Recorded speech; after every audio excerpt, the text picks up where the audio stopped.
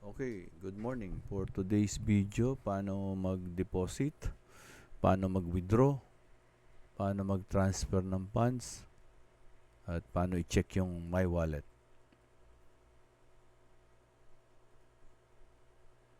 So, My Wallet, ayan.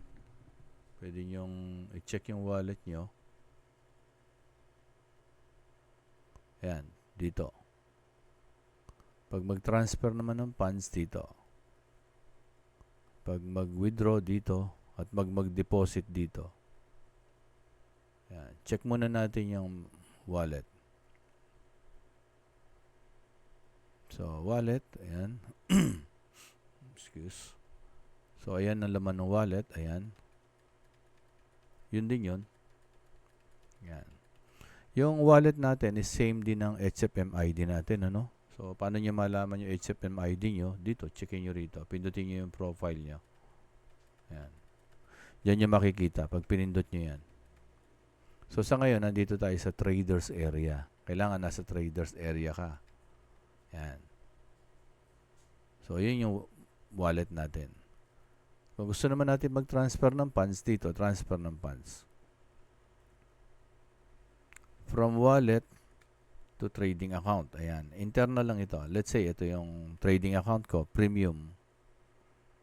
So, gusto ko mag-transfer from my wallet na may 669, transfer ko rito. Pwede yun. So, lagay ko lang dito yung total amount. Type ko dito. For example, 1,000. Tapos, pindutin ko na yung transfer fund. So, yun lang. Pero hindi na ako magta-transfer ngayon. Yun yung proseso. Or, for example, palitan natin to.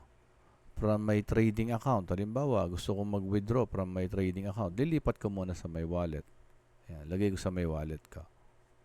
Lagay ko dito kung magkano. 1,000 for example. Transfer from my trading account to my wallet. Kasi nga, pala kong withdraw. Parang ganon. Pwedeng ganon. Pero dito muna tayo sa deposit. Deposit. Let's say lalo na yung mga bago pa magde-deposit kayo, pindutin nyo lang deposit. All, it's either wallet o kaya bank transfer. So, karaniwan naman wallet. Pero try nyo rin yung bank transfer. Ganun lang din naman. Kung e-wallet, ayan yung peso. Ayan yung rate. Let's say, sabihin natin, minimum kasi 1,000. So, lagay natin 1,000. 1,000 is $17.22 since $1 is equals to 58.06 pesos. So, ayan, pindutin natin deposit.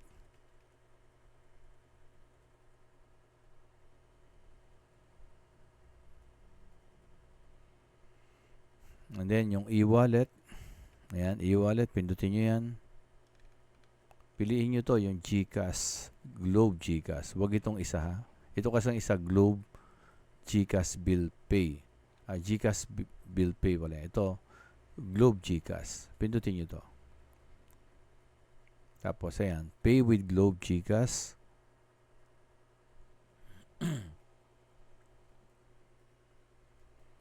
Then, mariredirect kayo dito sa ating QR code. Open nyo yung GCash nyo, scan nyo itong QR code na yan, good to go na kaya. Balik tayo.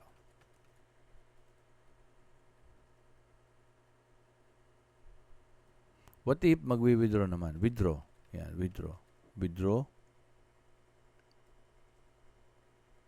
Direct online, bangko, o local e-wallet, karaniwan, e-wallet kasi ngayon. Yan. Yan nga lang, sa e-wallet, ingat kayo sa number ha. Double check nyo yung number nyo bago nyo proceed. So, enter amount dito.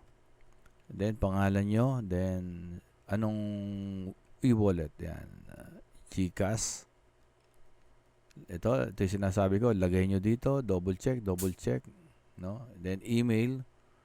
Then, save your bank details para medyo, pag okay yan. So, yun na lang gagamitin nyo. Then, withdraw. Ang minimum is $5. Maximum is $2.5. No fee. Withdrawal time is up to 10 minutes pero minsan may delay eh. Kaya check nyo sa email nyo kung merong confirmation na nakapag-withdraw kayo. Antayin nyo lang para hindi kayo masyadong nag-aalala. So ganun lang yung ating ano. Sa mga baguhan din, if you want to open a trading account, ayan dito, trading account. Open live or open demo, pares lang yan pero sa live na tayo. Piliin nyo yung premium. Ito, premium. Choose trading account. Ayan. Piliin nyo yung premium. Ayan. Select.